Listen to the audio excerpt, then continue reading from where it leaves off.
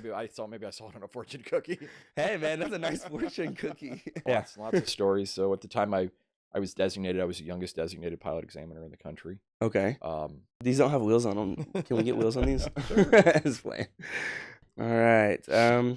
What'd you eat for breakfast this morning? I didn't have breakfast, No. so rushed right out the door. Oh, you did? Yeah. Likewise. I understand. I was, I was curious what a CEO eats for breakfast. So, welcome to the first episode of Pilots Say What, where we hear what pilots have to say. Now we're sitting down with Patrick today, and Patrick is the CEO of Thrust Flight. There's probably a lot to know. We won't get to all of that kind of stuff here in this one episode, but the idea is to kind of see whose school you're going to and to get a little more personal, maybe have a little fun, hear some cool stories. And I'm a little new to the company, so this is actually a great way to get to know Patrick. Yeah. That's great. Before I get into Thrust Light and all that good stuff, I wanted to ask questions about how you got started in aviation and maybe how it even got you all the way to starting a flight school. Did you imagine yourself starting a flight school at any point in time? No, this was never my intent to own a flight school, and certainly never thought I'd end up here. I've always, even as a young child, had very much of an entrepreneurial soul. Mm-hmm. So I think it's been a very windy, rocky path to get here. But there's really no place else I'd rather, have ended up. This is, it's been a wild, interesting ride to get here. Yeah. But it's been such a neat experience, and I've been able to, share aviation with so many people and meet so many people in the industry, because it really is such a small community. Aviation is that we all kind of know each other. Yeah. So it's been a really special, fun, road. That's cool to hear it that way because I was talking to Brecken earlier. Technically, she's the second episode, but we recorded her earlier, so Okay. we're gonna break the fourth wall there for a second. There you go. But you hear pilots say things like, "Yeah, I was a sophomore," or "I was young and Mhm. I had a family member," or "I knew what I wanted to do exactly. Like I know I want to go do this," and maybe they know that now, and maybe that changes. Mhm. But that's interesting to hear from someone who's doing what I think is really cool, something like Thrust Flight. I think I'm probably in that camp that I knew I was always going to be a pilot. Mhm. My grandfather on my mother's side was a pilot, not a professional aviator, but somebody that was a real enthusiast. My father um, always loved aviation, owned a couple small airplanes. Actually, funny enough, he didn't finish his pilot certificate until 2012. We didn't have a lot of money growing up, and But he had a plane. well, he bought a little Cessna 150. So I mean, when we talk about airplane, I mean it's like um, the beater version of an airplane, and 99 Civic. yeah, and he sold that to my grandfather, who kept it, and funny enough, we still have that airplane. So that airplane's been in my family since 1977, and if you're here at Thrust Flight, you'll get to see That's the one. the little yellow Cessna 150. It's kind Yeah. of painted like a 1980s refrigerator, so it's kind of funny. Um, It but is. but yeah, so kind of back to your question, I always wanted to do it ever since I was Mhm. a small child. I knew that I wanted to be an aviator, not necessarily an airline pilot, which Right. I did do for a while. Um, as I said, I kind of always had that entrepreneurial spirit, but I knew that I was going to do something in aviation, and that's what I always focused on, and that's Yeah. really what I've always been involved with. That I find that interesting. I imagine you got into aviation, and then you found a way to apply an entrepreneurial spirit, right? So is that sort of how Thrust kind of started, or the organization as a whole? Well, I wish I could say it was orchestrated that way. Right. Right. Um, so I got trained back in the late '90s. Mhm. I got certificated as a flight instructor right around the time that September 11th happened. So my whole career trajectory was shaped around 2011 or 2001 rather. You literally could not have timed getting done with training any more poorly than me. So Mhm. um, that set aviation back 10 years after the 9/11 attacks. Most of the folks that I talk to nowadays weren't even alive, or certainly don't remember 2001. But that's when I got finished training, and it really shaped me. And at the time, I saw that as a really negative thing. Mhm. I After that, I went and I instructed for Eastern Kentucky University for about a year. And really, there were no jobs in aviation at that point. We weren't making any money. Um, there were plenty of pilots at that point, and certainly not enough jobs. So Right. at that point, I said, I've got to make a living here. So I've got to figure out something I to mean, you do. just finished flight school, right? Right. So So I bought a Piper Apache to build my multi-time with the idea that I was going to go to the airline. Airlines weren't hiring. I said, well, I got an airplane. I'm going to start a flight school. I've got to figure out a way to make a living. That's what I'm going to do. And I wish There I it could is. start off and say that, I had some fancy business plan and some wonderful idea how I was going to do this, but I didn't. I packed my little dog up in my airplane and flew to Georgia, and opened a flight school in St. Mary's, Georgia, that I owned and operated for about 5 years. Also had another location in Waycross, Georgia, and opened a skydiving operation and a maintenance facility where I learned to become an aircraft mechanic through an apprenticeship, and built Okay. the business very organically. Um, you know, uh, Owning a business back then, especially in aviation in the deep south, was probably not the most, probably not the smartest thing to do. And ultimately, I folded up the business. I made a living, but it wasn't. Well, I mean, Well, you're young and in your 20s around that time, I'm imagining, right? And so, I mean, to make a living doing anything that's not under an employer, I mean, I find that that's already, I mean, that is entrepreneurship, it Mhm. sounds like. So, but like you said, you folded up the business and Yeah. then, I just didn't know any better at that time. I know yeah, I'm like, I gotta survive. I gotta feed myself. yeah, I'm gonna do whatever it takes. And at that point, I had to take every single opportunity I could in aviation, yeah. because there weren't that many. So did a lot of different things. You know, Succeeded in some, failed in others. Yeah. And like I said, ultimately, folded up the business for a number of reasons, and kind of put my tail between my legs and moved back to Kentucky, which is where I was originally from. Hmm. Um, had a little bit of a health scare for a while and ran a nightclub actually Okay. for about a year and a half, and Um, kind of got the health thing under control, and went and worked for the airlines mhm. at that point. And after I got hired, 2008 hit. So we got the Man, financial collapse. So I'm thinking, oh my gosh, I just cannot get a break here in aviation. I mean, like yeah, this sucks. yeah. Um, My friends call that Zach Luck. Um, yeah, I think I have Zach luck. yeah, maybe I have Patrick Luck. I don't know. Well, if it wasn't for bad luck, we'd have no luck at all. Is that what it is? So, yeah, also, but look, you know, I think a lot of times you know, people say, well, how did you do it? Um, and how did you get to this point? And what I tell them is, those were those were trials, those were tribulations, those were opportunities for me to build a very gritty exterior. Where I'm Mhm. not too good to do anything. I mean, I think if you work here at Thrust Flight, you're going to see me, you know, taking out the trash. I mean, you're going to Mhm. see me turning wrenches on airplane. You're going to see me I've seen it. working with everybody else, because that's who I am. That's in my soul. That's what I like to do. And at the end of the day, I think that's what a good leader does. A good leader is one that's not too good to get Mhm. out there and work with his employees. And at the end of the day, I like it. I would Mhm. so much rather be covered in grease right now under an airplane, covered in hydraulic fluid, than I would dressed like this. Yeah, you look nice, by the way. Thank you so much. I typically don't look like this. Was for another meeting today, Okay. but that's just who I am. Um, so fast forward, ran a Mhm. nightclub, went to work for the airlines, and I did that for 3 years. I was furloughed twice.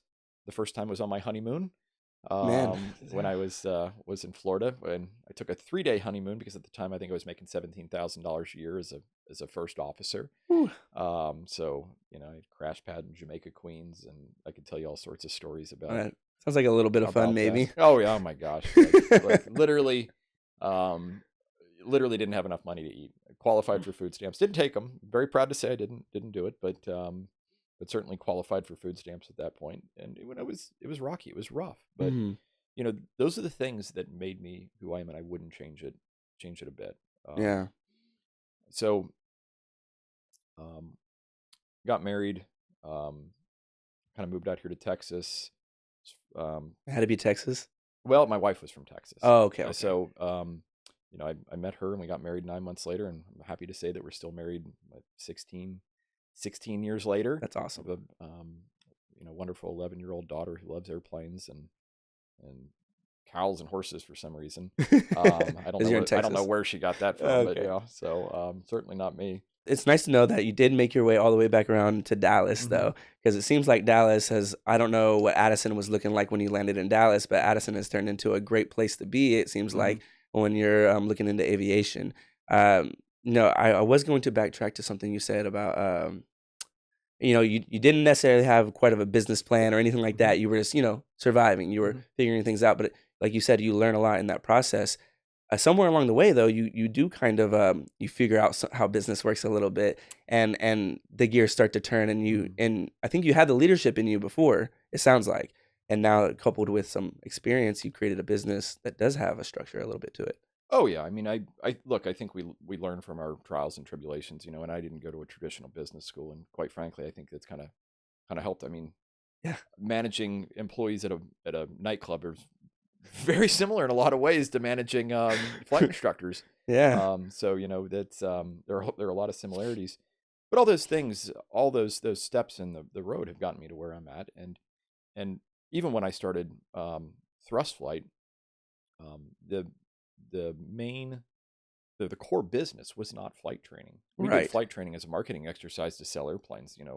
We were formed to import aircraft, assemble aircraft, manage a dealer network for aircraft, install avionics. And this is around 2006 or so, right? So the former business, U.S. Sport Aircraft, got started in 2006. Okay. I got involved in 2010 when Mm-hmm. Piper got involved importing the Piper Sports. So Mm. we kind of joined at the same time, and at that point, I started importing the aircraft and assembling the aircraft, and loved the aircraft, and saw a great way to market that aircraft through flight training. So opened up a flight training organization here in Dallas, and I believe there's, I don't know, 500 or 600 sport cruisers in the country now. So we imported a lot of Wow. airplanes, sold a lot of airplanes, taught a lot of people to fly, and really built the market to the point that we were the second best selling light sport aircraft um, in the world. Wow. Um, Okay. And I mean, that sounds like it makes an impact on the area alone. I mean, is that in Addison when you were doing that? so I opened the location here in Addison. Yeah. So opened the location. I was the Oh, I only see. employee. I had one airplane, and it just kind of grew it from there. Right place. U.S. Sport Aircraft had a couple operations in Florida that I Mhm. ultimately ended up managing, and ultimately ended up shutting down and moving the entire business out here. In 2012, I acquired um, the um, the company from, at the time, my business partner, and we Yeah. grew it from there. Yeah. Um, But that was like you said, more or less selling airplanes, or I don't mhm. know. You said importing and exporting. Just That's importing. Hmm. importing. Okay, gotcha. Uh, well, that sounds like a big jump though. And those, how many? I don't know if there's a certain number of years there, but that's a pretty big jump from being in Jamaica, maybe getting married, and then finding a way to say, hey, I kind of know what I'm doing a little bit, Hmm. maybe. Well, it is, but there's years that have gone by at that point, and we're doing flight training the entire time. Okay, So okay, we start gotcha. flight training, and with my previous experience flight training, so we start flight training in 2010. Bro. Fast forward to 2017, we end a relationship um, with the aircraft importer, Okay, and I think one of the because it kind of took over, right? That side of the business, or well, they decided they wanted to start importing the aircraft, and they were squeezing us for margins, which often happens in a okay, dealer importer manufacturer relationship. okay. It's a pretty typical situation. And long story short, they ended up kind of wrecking the American market for themselves, and Mm, have subsequently begged me to come back and start importing the aircraft again. And I said, oh, I think I'm just going to concentrate on what we're doing. But and the writing was on the wall. The yeah. writing was on the wall for a couple years, and so we start looking around. Okay, what's next, right? Hmm. Um, Obviously, I have a huge love for flight training. I've been a designated pilot examiner since 2012. Um, Sure, there's some good stories there. oh yeah, Yeah. lots of stories. So at the time I was designated, I was the youngest designated pilot examiner in the country. Okay. Um, so I have lots of experience in the flight training world. And doing what we're doing with the sport cruiser, we're mostly training recreational flyers, people that are interested in the airplane, and we're doing a little bit of professional flight training, but it's kind of an afterthought. We want to sell airplanes. Right. Um, like That I said, sounds fast nice forward too. to 2017, we decided we're going to pivot. This huge pilot shortage has been looming for years and years and years, and I had identified that back before 2017, the idea was, we're going to sit down and we're going to figure out what's next, and what is the lowest hanging fruit here? Well, it's flight training, Yeah. right? How do we make a better pilot? How do we make a pilot fast? How do we do it effectively and efficiently in a fun Mm-hmm. way? And we're going to leave a legacy of real pilots that have been trained really, really well, not people with pilot certificates, because there is a difference. There are a lot of flight training organizations that will get you a pilot certificate. They're not going to make you a pilot. Mm-hmm. We, like I said, we want to leave good pilots, Yeah. and that's the world that we try and create here at Thrust Flight. Right. Is one that we really take a lot of pride in creating great pilots, and I don't think a lot of flight schools do that. And we do it well, and we do it efficiently, and Right. we make a lot of pilots. And I think a lot of times, if you read, um, on a lot of the blog posts or Reddit or Yeah. whatever you do, a lot of people say, "Oh, don't go to one of those big flight schools." Right. They don't care about your training. You're not going to get a good education, and a lot of times they're right, right? Mm-hmm. But if you go to a little flight school, you're also going to miss out on a lot of the Right. same things that you're going to get at a big flight school. So I think we're positioned really nicely right in between there, where you're going to get that that same smaller flight school atmosphere. You know, I may be the guy that gives you your check ride. Right. I'm going to hang out with y'all at the barbecue that we You're have, around. right? But we're also going to get you done. Mm-hmm. We're also going to get you. We're going to get you through, and and we're going to hire the very best people that we can to educate you. By virtue of our size, we've been able to really recruit some super top notch pilots, flight instructors, chief pilots, administrative people. Mm-hmm. People that some of these flight schools just very transparently can't afford. Yeah.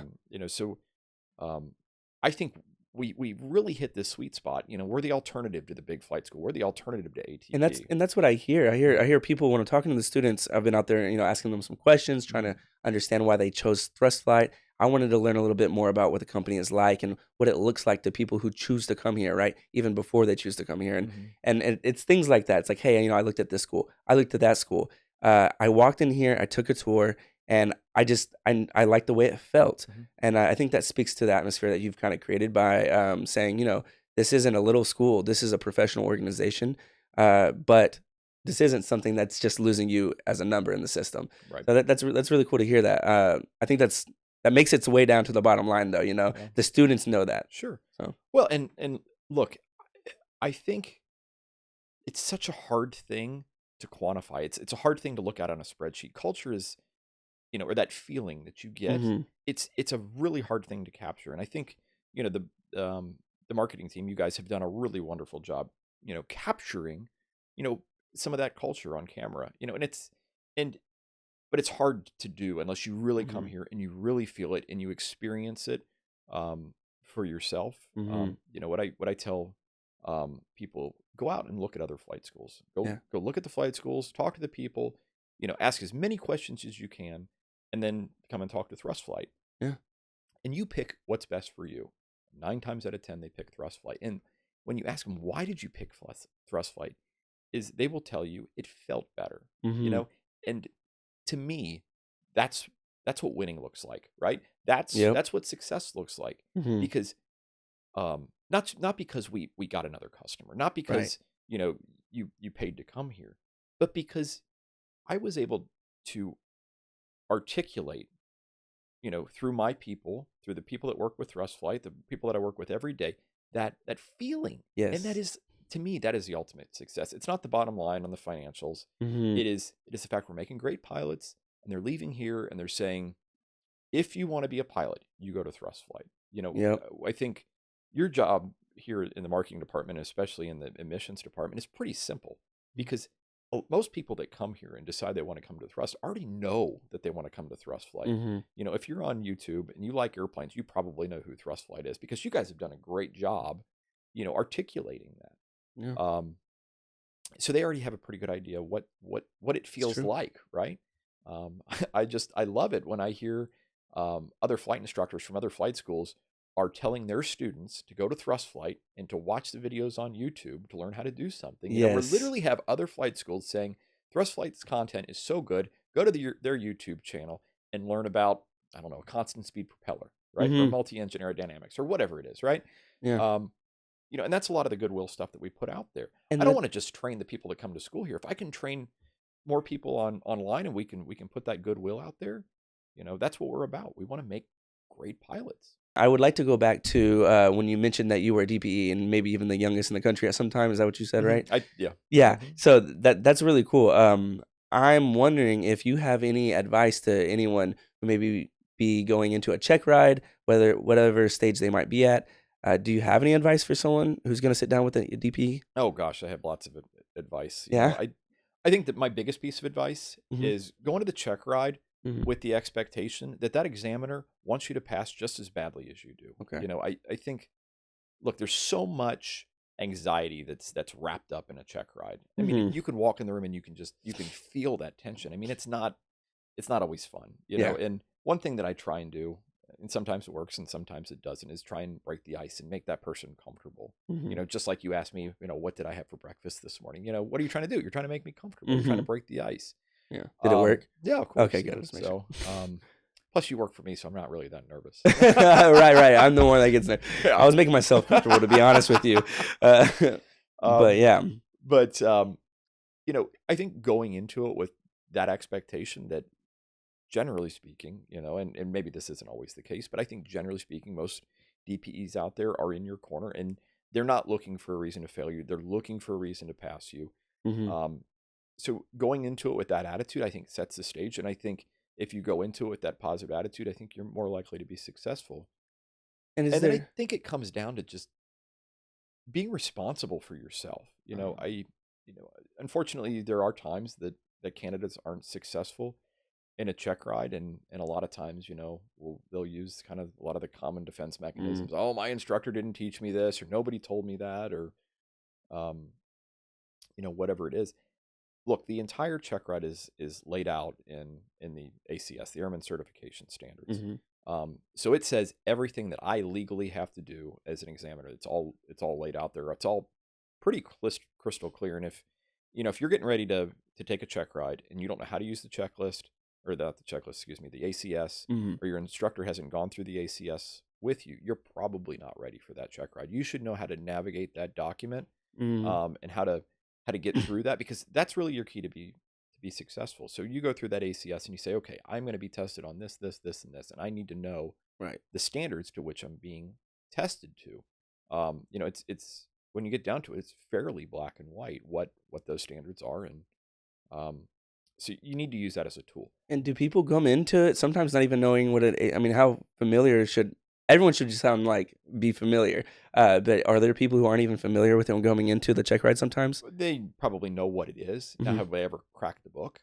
Probably, I think in a lot of cases, no. And I think it depends on what flight school they're from and Mhm. what kind of curriculum they went through.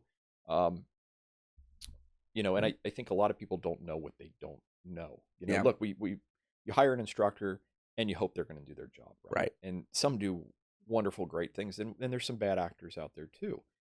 So what I'm telling you is, Exactly. as someone coming into a check ride, if you're not using the ACS, if you haven't used your ACS during the training process, you're probably not ready for that check ride. Copy. And get into that ACS, dig into it, know what your standards are, know what you have to perform to, and make sure you can do it before you come in. Yeah. That's how you're really going to be successful in that check ride. That makes sense. And take your time. I think in a check ride, we're nervous, right? Mhm. Obviously nervous. And Yeah. and I think our body's natural reaction when we're put in a nervous situation is we want to try and get out of it as quickly as possible. So our bodies say, rush through this, right? Like, just word vomit whatever answer comes to your head first, right? Before you answer a question, count to 3. Okay? Yeah. That does 2 things. 1, you appear more thoughtful. And number 2, it gives your brain the time to say, is this really what I want to say? Because as a examiner, I'm obligated to take your first answer as your final answer, right? Okay. And you're not going to get instantaneous feedback from an examiner. If you're wrong, they're not going to say, well, that was wrong or this was right. You're going to get feedback at the end of the event, but you don't know that, right? Yeah. So take your time, um, and for goodness sakes, if you don't know something, if given the opportunity, look it up. Use any of your legal government publications. Use your FARIM. Use use your airplane flight manual. Use those documents to get from a situation where you may not be confident Mm-hmm. in, an answer, and to where you are confident. Yeah. Because look, when I'm given a check ride, Mm-hmm. I get a 4 or 5 hour window, to spend with that person. Right. And what I want to see is, what are they going to do out there in the field? What are they going to do when they're presented with the challenge? How are they going to handle it, right? So I've got to assume if they're going to make up an answer, throw something at the wall, hope it sticks, that's what they're going to do in real life. Mm. Or if they're going to be thoughtful, and they're presented with a challenge, how are they going to work through that Mm-hmm. problem? So, you know, be your authentic self in the check ride. Don't put on some big act, because everybody sees through it. Just be your authentic self. And I think when you're doing that, um you're going to have a better result as a I would imagine I can imagine that it's not the same thing, but just to put it out there is I remember taking my driving test, right? And my dad didn't really teach me how to drive. I was just like, I'm just gonna go out there and figure it out. Um, but I wanted to look relaxed, and I definitely was not. And I had one hand right here and one hand right down there. It was the first mistake. That's not what you do in your driving test. And right. I remember at the end of it all, he had a few critiques, and he's like, I could tell you, he was a little sassy. He was a fun guy, but he was a little sassy. And he said, I could tell you've been driving a lot because you had one hand on the steering wheel and one right here. And I was like, I was just trying to look confident and relaxed. And he said, and that's why I'm failing you. I didn't respond that way. I had that in my head, but he said he failed me because I looked too relaxed. But I think he could see through it, to your point, though. And I just share that just to say, like, I can only imagine being able to see through it. I failed mine too miserably, by the way. Really? It was much more exciting than that. But we'll save that for another podcast. Are you talking about your driving my test? driving test, yeah. Okay, So- gotcha. What about your first check ride? No, I passed the first check ride. So okay. failed the driving test. Did fine on the flight test. So. Okay, yeah, I'll have to hear about that later, and Yeah. we won't record. I'll have my phone out. No, that's cool to hear, though. Well, to wrap up the DPE thing, I want to know if is there like one thing that kind of stands out as probably one of the most common mistakes that someone makes. One of the most common. So in the ground portion or the flight portion or both, or More so in the flight portion, I guess. I think that's where people find themselves. Well, from what I hear, people are pretty nervous about. yeah. I think it really depends on what rating we're giving. I think Okay. one of the biggest challenges I see with landings, directional control on landings, good flare. If we're talking about a short field landing, being on spot, being on point, I think landings can be a big focus. Emergency procedures, Mm-hmm. checklist procedures, those can also be an issue. Okay. Situational awareness, just in general, is a big one. Mm-hmm. And that's Yeah. good because I like the idea of you even just throwing those things out there because we can let people know, hey, here's a little checklist for you from Patrick. And of course, just off the top of the head, Sure. but the idea is good to know that, hey, he's seen these mistakes. So well, that's good to know that you've been a DPE and that. Are you still? I wanted to ask you though, are you still giving check rides now at all? Like, when's the last time you've given a check ride? Oh yeah, I'm still giving check rides. I'm not giving nearly as many as I used to. Yeah. Since the school got examining authority, most of the thrust flight check rides are being done, internally, with the end of course checks. So I Mhm. still do some external check rides. Mhm. I'm pretty busy in my day to day Mhm. running the business and things like that. Absolutely. But I like to stay relevant, like to stay out there in the field and Like you said. meet new people and that sort of thing. So Okay. still doing check rides. I think the last check ride I did was about 2 weeks ago, which is really unusual for me. I do a couple check rides a week typically, but it's Yeah. been a busy week. It seems like you've So, been busy. Yeah, yeah. then maybe that's why you look so nice, Do you so it sounds like Thrust is doing well right now. Are there goals, plans, aspirations you have for the flight school or even for yourself if it's outside of the flight school? I'm curious about some of those things because I find that exciting and I feel like people may as well. Yeah, let's talk about that. So, what gets me out of bed in the morning is watching this thing grow. It's training new people, it's hiring more folks, it's doing all the things that go with growth. Mhm. That's really been kind of my primary focus right now. Is growing the business and expanding the brand to a nationwide brand. Yeah. So we we've taken delivery of 22 brand new Archers Okay. in 2023 and Q1 24. We've ordered another 22 aircraft that will Okay. deliver in Q4 24 and 2025. And what is that representative of, if you don't mind me asking real quick? Is that just representative of the fact that we got more students to fly the planes? Oh yeah, so we're Yeah. we're growing. So Okay. um, Gotcha. and then we also ordered an additional 50 aircraft for 26, 27. So we right Well, now okay. have 73 aircraft um, that that we haven't taken delivery. 73 aircraft, brand new aircraft is a big deal. All air conditioned, by the way. So we're gonna make sure that We're we in Texas, so. well, not for long. So we're going other places. Oh, So okay. we're really excited to we're going to open a new location. Mm-hmm. I can't say where yet, Okay. but it's going to happen in the next 2 months. Okay. So we're really excited about that. And then Q1 25, we plan to open our next location, and we plan to expand outside of Texas in 25. So we're really excited. Can't say where they are yet, but I will say they're southern sunny states with good flying weather. So we're really Okay. excited there. And look, we want to compete on the nationwide on a nationwide level Mm-hmm. with the ATPs of the world, and provide what I think is a wonderful alternative to some of the puppy mill flight schools out there. Right. Yeah, I think that sounds like an awesome something for me to look forward to. I'm still a little new to the company, but I'm gonna be trying to see what all these schools are looking like by the time they get opened up. Okay, well that's really cool. It sounds like your aspirations are aligned with your company's. I mean, you're doing everything you kind of want to do. It sounds like that's really cool. Especially after you're talking about how you started out earlier with what I thought was Zach Luck. So maybe I'll have some Patrick Luck later. my, where my it gets- my luck turned. So Yeah, maybe you're like turned a little bit. Okay, what do gotcha. they say? Luck favors the prepared mind, or something like that. Luck favors the prepared mind. I'm gonna look it up later to see if it's right, but that sounds good to me. I don't know. Maybe I saw it on a fortune cookie. Hey man, that's a nice fortune cookie. Okay. I feel like a lot of people who are watching this or maybe even listening to this on other services, those might be people who are aspiring to be a pilot. Mhm. That's what I'm thinking. Is there any advice to someone who's an up and coming pilot?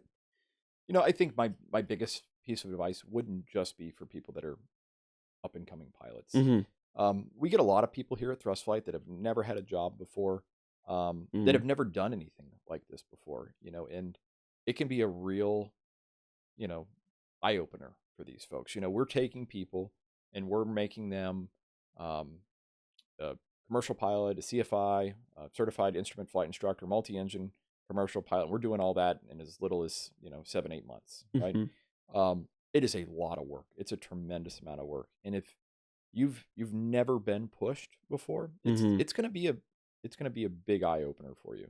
Right. So that's where we really um, a lot of times sort out the people that really have the substance to do this stuff. So if this is something you want to do, just like anything in real in the real world that takes a lot of substance, do you have that grit in you? And if you don't, Mm-hmm. What is it going to take to harness that? It's a lot of work to get through Yeah. this program. It's not easy. It Mhm. requires a ton of studying, and it requires a lot of sacrifice Mm-hmm. to really get to the point that you're good. It's a short period of time though. Yeah. So um, you come and you spend 2 years of your life here at Thrust Flight. Half of it as a student, and the other half of it as a flight instructor employee. Mm-hmm. You're going to work really, really hard, Right. but it's going to get you somewhere fantastic, Mm-hmm. right? So I think harnessing that grit and saying, okay, this is it's a marathon. It's not a sprint. Mm-hmm. But I'm going to do it. I'm going to stick with it. It's going to be probably the hardest thing I did in my life. Mm-hmm. And that's okay. Some of our students are building a tremendous amount of character going through this. And that Right. character is something that gets this steeped in your soul, Mm-hmm. and I think employers love that about Thrust Flight graduates. I'm really proud to say that we've never had a Thrust Flight graduate ever wash out of an airline training program with washout rates at between 10 and 20% at the airlines. to say we've never had that, I think it really speaks to what it is that we're doing, and why we're doing what we're doing. I don't know if this is, I didn't ask them about this question. I was curious, like, do you find any difficulty or have you made any changes in how you balance all that you do for this school and like in just home life? I mean, you have a family, right? So I don't want to, you don't have to tell all these details about your family, but I'm curious about that. No, I'm pretty open about it. Uh-huh. So, I'm a worker. I love to work. That's just who I am. I'm not somebody that is ever going to retire and go play golf or sit on the beach. It's not that's not who Patrick is. Okay. I I really pushed really, really hard when I started this business, Mhm. and I was putting 80, 90 hour, Mm. work weeks in. I was working 7 days a week um, and doing that. Things have slowed down for me now. It's, I've been very fortunate that I've really been able to build a team. But when I started this company and built this company, I did so organically. Yeah. I didn't borrow money from anybody. We just constantly reinvested in the company and Mhm. hired people as we could, and we made some really smart decisions. And I've been very fortunate to surround myself with some really, really wonderful people that make me look a whole lot better than I really am. So I work a 40-hour work week now. I get to Yeah. go out and play and have fun. I get to go out and fly my aerobatic airplane and go mess around and hopefully give you guys all sorts of Instagram and YouTube content, Yep. things like that. I might And need to it, get in that plane, by the oh, way. I good. haven't been All in one right. yet, so I still haven't been up in there yet. So we gotta make that yeah. happen. So, Yeah. and that's one of the things that we do here at Thrust Flight. If I'm going flying and I don't have anybody to go with me, I go up to flight school and I grab, hey, you want to go flying? And everybody's, lining up. They're playing rock, paper, scissors. Okay, who's going to go fly with Patrick? So it's kind of fun. Yeah. Um, Well, so yeah, I'm able to balance that a whole lot more than I used to, yeah.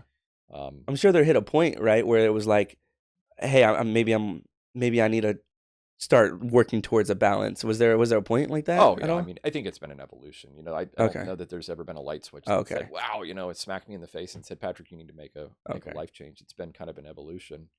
Okay. And I think as I get older, you start to realign your priorities and what is really, really important. And, Mhm. and I don't have to do everything, anymore. I can do the things that I'm good at. And I think, growing up and, not having not gone to, and gotten an MBA and having gone to business school, I've learned I have to do what I'm good at. And I Mhm. need to spend my time as smartly as I can. And the things that I'm not good at, I'm going to find really, really smart people, and I'm going to let those people do that, and that's Yeah. okay. Yeah. I don't have to be all things to Yeah. everybody. Um, You and I kind of did think that at first, it seemed like, but not as much as I have lately. yeah, yeah. I've been kind Yeah. of stubborn, and if I didn't know how to do something, damn it, I was going to learn how to do it. Yeah, And exactly. and that sort of thing. So, Well, but I've gotten better, so maybe not as much piss and vinegar as I used to have in me, oh, that's but that's yeah. okay. So. Well, it seems like you're still going strong here. I mean, I see you all the time. Like I filmed you, you were in some nice clothes again one day, and I had you up on the plane and poking around on the engine and things like that. So that was fun. You still stay pretty active out here. So don't let him fool you. He's out there. What's so funny? We've opened an aircraft maintenance school, so we're teaching people how to become airframe and power plant mechanics. And I had just come from another meeting with, I don't know who it was, but I was dressed like this. Yeah. And so there was nobody there to run the forklift when they were building these classrooms out in the hangar. So we've got this mezzanine that we're putting up out there and building some classrooms up there. So I'm sitting in there in a suit, and I'm running the forklift, and and we're attaching beams up there. And anyway, so I still have some of it in me. Yeah, so I had to, I just wanted to put that out there. So, okay, gotcha. Well, at this rate, I do feel like I could go all day. I'm going to narrow it down to like 2 last questions. You talked about the entrepreneurial spirit, and you kind of spoke on how much work you had to do to get to a place where you can narrow it down to 40 hours. Mhm. What about advice you would have maybe for even just a young person who has an entrepreneurial spirit and doesn't really know exactly what they're doing? Could I ask that? So I'm going to give you the exact opposite advice that I gave you about check rides. Okay. Right. Mm-hmm. So I said, don't go into the check ride and just throw something at the wall and hope it sticks. Okay. Right. Good entrepreneur, that's what they do. They go out there and they throw stuff at the wall and they hope it sticks. Uh-huh. Pay attention to what sticks. Right. Try new things. Put yourself out there. If you're going to fail, it's okay. Fail. And fail big. don't make the same mistake twice. You know, learn from your mistakes, and embrace those mistakes. Is what they truly are. It's an education, right? It's the business school of life. I failed plenty of times, and I failed hard, Yeah. but I haven't failed the same way twice. At the end of the day, it's not the easy path. Being the entrepreneur is not the easy path, and not every entrepreneur, and a lot of entrepreneurs, they don't make it. Right. But a true entrepreneur, in my mind, it's something that's in your soul. It's something that you're born with. It's not something that you're ever going to be able to develop. Either you are an entrepreneur or you're not. So, if you truly have that spirit, there's nothing worse for an entrepreneur than being chained to a desk. Get out there and do it. Yeah. We live in America. This is the greatest country in the world to go out and to make something of yourself. I started with nothing. Yeah. Nothing, literally nothing. Yeah. And don't get me wrong, I had some help along the way. Absolutely. But we were able to build something really, really special out of nothing. And I would encourage anybody that has that piss and vinegar in them, go out and do it. Throw it at the wall. See if it sticks. If it doesn't, if it slides down, makes a mess, so be it. Move on to the next thing. That's Right. okay. I've been curious because I started working here and I thought it was a fun name. I want to know why we call it Thrust Flight. Did you come up with this name? So we used to be called U.S. Sport Aircraft. Okay. Which was the name when we were importing aircraft, and we're changing the business model, and obviously we want to pivot away from this that sort of business. So we thought at that point it was appropriate to rename the business. It was a big decision for us.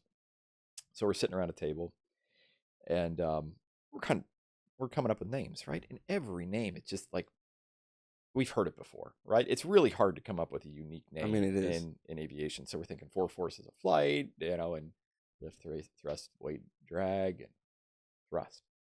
And I said, how about thrust flight? And everybody goes, ugh. And I said, and when I sat down at the meeting, I said, I want a name no one is going to forget, and I want a name that nobody else has. So thrust flight it was, and it was a little controversial, and but I can promise you, we are the only thrust flight in the world. Yep. And you're not going to forget our name. Yep, exactly. I think that's great. I think that's a really it is very unique, and you don't hear anything. It's not just an abbreviation that's you don't know what it stands for. It's Thrust Flight. And I think it speaks to what we do here. We get people through this program. We get them through quickly. And really that's what we're about. We bring a lot of intensity into what it is that we're doing. Thanks, Patrick, for sitting down with us and joining us on the first episode of Pilots Say What. This is something I really look forward to doing more of, and I really think that we're going to have you back again because I feel like there's so many ways we can go with this conversation. I mean, it was hard for me to realize that it was an hour in already. So again, thanks.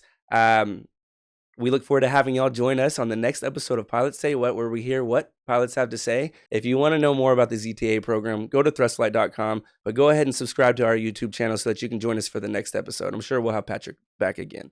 See you next time.